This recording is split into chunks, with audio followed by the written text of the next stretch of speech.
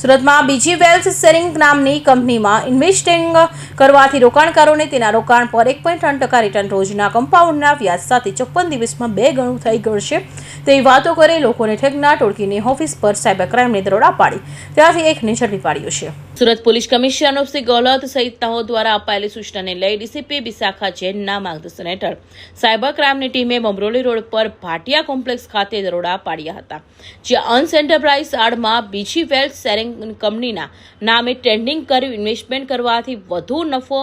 આપવામાં આવશે તેવી લોભ લાલચ આપી લોકો સાથે ઓનલાઈન છેતરપિંડી કરનાર ટોળકીના એક નીરજસિંહ ઘનશ્યામસિંહ રાજપૂતને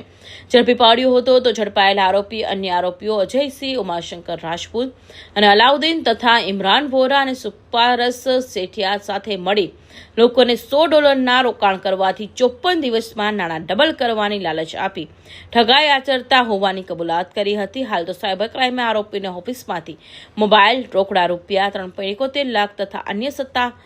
મતા મળી 3.93 લાખની વધુથી મતા કબજે કરી કાયદેસરની કાર્યવાહી હાથ ધરી હતી। સાયબર ક્રાઇમ સેલ ને ખાનગી બાતમી આધારે ખબર પડી કે સોશિયો સર્કલમાં ભાટિયા કોમ્પ્લેક્સમાં એક દુકાન ચાલે છે અંશ એન્ટરપ્રાઇઝીસની નામથી, અને એની આડમાં એ લોકો એક બીજી વેલ્થ શેરિંગ નામની કંપની ચલાવે છે અને આ કંપનીમાં એ લોકો DSG એક્સચેન્જ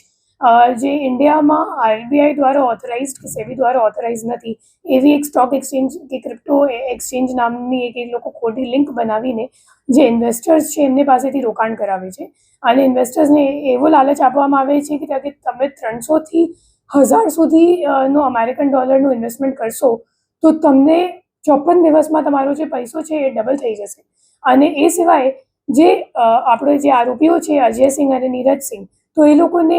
દર રોકાણકારો જ્યારે ઇન્વેસ્ટ કરે તો ઇન્વેસ્ટમેન્ટના ઉપર 1.3%નું એ લોકોને પણ કમિશન મળતું હતું। એ રીતની એ લોકો એક મલ્ટી લેવલ માર્કેટિંગ સ્કીમ જેવી ચલાવતા હતા અને જેટલા પણ રોકડ રૂપિયા એ લોકોને મળતા હતા ઇન્વેસ્ટર્સ પાસેથી, તો એ લોકો એક સુપારસ સેઠિયા કરીને બીજો આરોપી છે જે આ નાસ્તો કરતો છે હાલ, તો એમને એ લોકો હવાલા મારફતે મોકલતા હતા। આ સિવાય જે અલાઉદ્દીન અને ઇમરાન કરીને બીજા 2 આરોપીઓ છે જે હાલ પકડવામાં બાકી છે, એ લોકો અજયસિંહ અને નીરજસિંહનું એ લોકોએ અકાઉન્ટ ખોલાવ્યું હતું અને એ લોકોએ એમને સુરતની જવાબદારી આપી હતી કે તમે સુરતમાં કોઓર્ડિનેટ કરશો અને એ રીતે એ આખી એક એ લોકો શોપમાં કસ્ટમર્સને ભેગા કરીને એવી રીતે એક ખોટી ઇન્વેસ્ટમેન્ટ સ્કીમ ચલાવતા હતા। હું મતલબ પબ્લિકને નાગરિકોને અપીલ કરવા માગું છું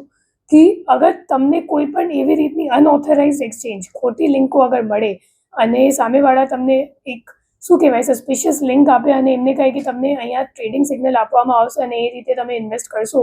તો એવી વાતોમાં આવતા નથી। જે સેબી ઓથોરાઇઝડ બ્રોકર્સ હોય એમની મારફતે જ લીગલ ઇન્વેસ્ટમેન્ટ કરવામાં આવે છે અને એ લોકો ખોટા નહીં હોતા।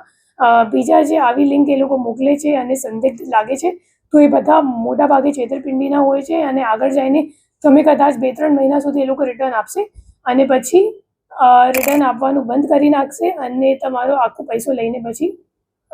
બહાર નાસી જશે અને તમને ત્યારે ખબર પડશે કે તમારી સાથે છેતરપિંડી થઈ ચૂકી છે। અત્યાર સુધી આ લિંકમાં ખોટા કેટલા ભોગ બની જાય? જ્યારે રેડ કરી ત્યારે 25 કસ્ટમર્સ ત્યાં હાજર હતા। એ સિવાય મુદ્દામાલમાં કેશ કાઉન્ટિંગ મશીન પણ મળી હતી અને 3,71,000 રૂપિયા પણ ત્યાં શોપમાં અમે લોકોએ કબજે કર્યું છે।